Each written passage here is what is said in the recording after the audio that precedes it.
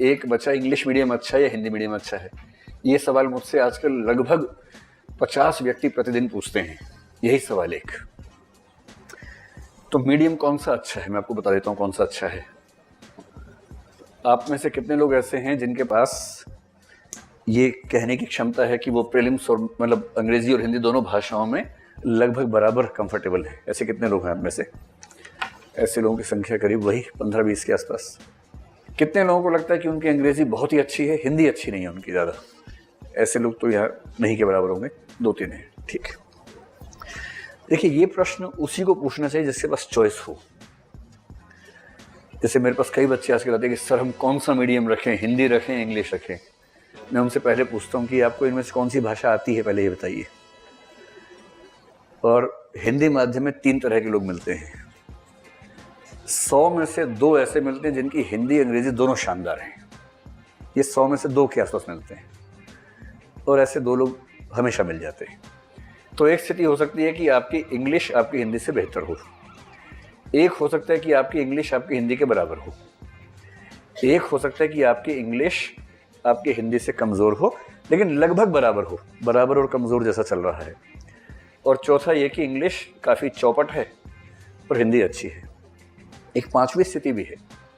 100 में से 80 बच्चे उस स्थिति में हैं जिनकी दोनों भाषाएं खराब हैं। ये मज़े की बात है कि इंग्लिश कैसी, चौपट, हिंदी कैसी, वो भी चौपट। और ऐसे बच्चे सबसे ज़्यादा पूछने की रिजल्ट अच्छा क्यों नहीं आ रहा हिंदी माध्यम का? और कारण वो खुद हैं उसके। आप सोच के देखिए, जिस एग्जाम में राइटिंग स्किल्स से ही काम चलना हो, और मैं हिंदी माध्यम के बच्चों को बार बार क्लास में समझाता हूँ ये बात, आप हिंदी भाषा के विद्यार्थी हैं, हिंदी भाषा में लिख रहे हैं और एक पेज पे 20 से 25 गलतियां कर रहे हैं उसमें, कोई क्यों आपको नंबर देगा अच्छे? अगर आपकी अंग्रेजी आपकी हिंदी से अच्छी है तो बिना किसी डाउट के आपको अंग्रेजी माध्यम ही रखना चाहिए, क्योंकि अंग्रेजी माध्यम में कुछ फ़ायदे मिलते हैं। मैं आपसे फिर कह रहा हूँ, कुछ फ़ायदे मिलते हैं का मतलब ये नहीं कि भारत सरकार साजिश कर रही है आपके साथ। तो फ़ायदे ऐसे हैं जो आप कुछ भी करेंगे तो मिल जाएंगे। जैसे क्या फ़ायदा मिलता है? एक फ़ायदा मिलता है कि जो करंट अफेयर्स है, करंट अफेयर्स की सामग्री हालांकि हम लोगों ने बहुत ताकत लगा के इतना कुछ कर दिया है कि हर चीज़ मिल जाएगी आपको, तब भी मैं ये मान के चलता हूँ कि वो 2-4% वाला गैप तो रह ही जाता है, क्योंकि अंग्रेजी में जितनी साइट्स, जितने सोर्सेज हैं, हिंदी में कैसे आप सारा कर लेंगे? दूसरा, अनुवाद की भाषा होती है। मैंने कई बार महसूस किया कि कई शब्द अंग्रेजी में इतने चलन में हैं एकेडमिक्स में कि आप उनका हिंदी अनुवाद करते हैं तो वो प्रभाव पैदा नहीं होता। परीक्षकों की दुनिया में जो लोग हैं उनमें से अधिकांश या तो अंग्रेजी के हैं या अंग्रेजी को समझते कम से कम हैं ठीक तरीके से। मेरा एक अनुमान ये भी है कि जो तकनीकी शब्द वाले विषय हैं, जैसे भूगोल है, इकोनॉमिक्स है, उन सब में अगर आप हिंदी के कठोर अनुवादों का इस्तेमाल करते होंगे तो हो सकता है कि परीक्षक उतना एप्रिशिएट न कर पाता हो जितना वो अंग्रेजी में कर पाता होगा। हल्का फुल्का अंतर शायद इससे आता होगा। तीसरा है कि ऑप्शनल सब्जेक्ट अंग्रेजी में आप किसी भी विषय को रख लीजिए, अंग्रेजी में लगभग सारे विषय ठीक हैं, कहीं कोई दिक्कत नहीं है। अंग्रेजी माध्यम में ऑप्शनल सब्जेक्ट्स में बहुत सारे विषयों में अच्छे नंबर आ जाते हैं, हिंदी माध्यम में नहीं आते हैं। मैंने इस बार का फिर अध्ययन किया, अभी का अध्ययन, अभी नंबर आए नहीं ऑप्शनल से, ध्यान रखिएगा। मैंने कल रात को एक स्टडी की कि जो हिंदी माध्यम के 20 लोग सिलेक्ट हुए, अभी तक क्या है कि मेंस के नंबर अलग हैं, इंटरव्यू के अलग हैं। क्योंकि मैंने कुछ दिन पहले एक सेमिनार लिया था जिसका यूट्यूब पे वीडियो है, वैकल्पिक विषय का चयन कैसे करें, ये विषय, और मैंने उसमें एक बात कही थी कि लिटरेचर का विषय चाहे हिंदी, गुजराती, मराठी, संस्कृत, मैथिली कोई भी हो, सबसे अच्छा वही है। सेकंड में मैंने कहा था कि हिस्ट्री इस समय चल रहा है, ये बात मेरी तब भी थी। और मैं आपसे पहले ही कह रहा हूं कि 1 नंबर से 10 रैंक हाथ से निकल जाते हैं। कुल 800 सीटों का मतलब क्या हुआ कि 80 नंबर अगर हैं तो आप 100वें रैंक पे हैं, 80 कम है तो आप बाहर हैं।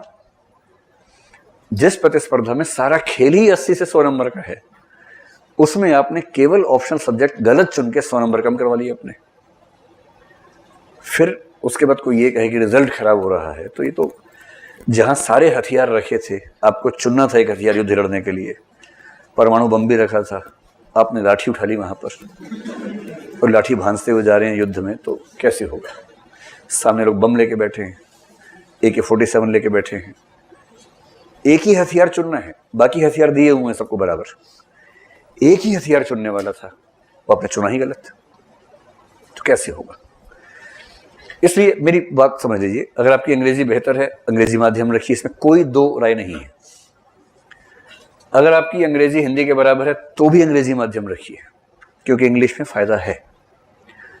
यहां तक कि अगर आपकी अंग्रेजी 19 है और हिंदी 20 है, अगर ये अंतर 19-20 का ही है तो भी अंग्रेजी माध्यम रखिए। ये बात मैं पिछले कई वर्षों से खुल के कह रहा हूं एकदम। मैं हिंदी भाषा का ठेकेदार नहीं हूं। मैं ये जरूर कोशिश करूंगा कि हिंदी माध्यम से परीक्षा देने वालों को दिक्कत ना आए, उनको सब चीजें मिलें, ये हम कोशिश करेंगे। पर मैं पूरे भारत की सामाजिक आर्थिक स्थितियां बदल दूंगा कि लोग अंग्रेजी भूल के हिंदी पढ़ने लग जाएंगे, ऐसी गफलत मेरे दिमाग में नहीं है, ऐसी कल्पना भी मैं नहीं करता हूं।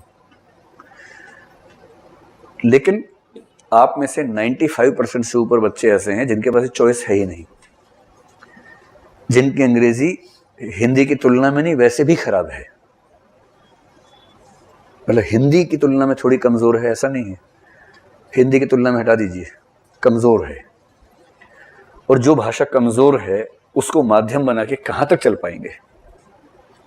हिंदी रखिए। और सबसे ज्यादा चिंता उन 80% की है जिनकी हिंदी भी खराब है। तो निवेदन यही कर रहा हूं कि ग्रेजुएशन के दौर में सबसे बड़ा काम यह करना है, अपनी भाषा को मजबूत बनाइए। और भाषा की मजबूती का मतलब है दो चीजें, एक तो व्याकरण, वाक्य विधान, वाक्य का प्रवाह, वाक्य का गठन एकदम ठीक हो, और दूसरा 200-300 ऐसे शब्द नए अपनी भाषा में इकट्ठे कीजिए जिनको पढ़ के अच्छा लगता है। शब्द कहाँ से मिलेंगे? आर्टिकल से मिलेंगे, न्यूज़ पढ़ेंगे वहाँ से मिलेंगे, संविधान की किताब पढ़ेंगे वहाँ से 20-25 शब्द मिल जाएंगे आपको अच्छे अच्छे, ऐसे इकोनॉमिक्स पढ़ेंगे तो वहाँ कुछ शब्द मिलेंगे। सारा खेल कुल मिला के 200-300-400 शब्दों का, अगर आप उन 300-400 शब्दों के एक्सपर्ट हैं, भाषा में अच्छे से इस्तेमाल कर लेते हैं, तो आपकी भाषा बहुत शानदार है।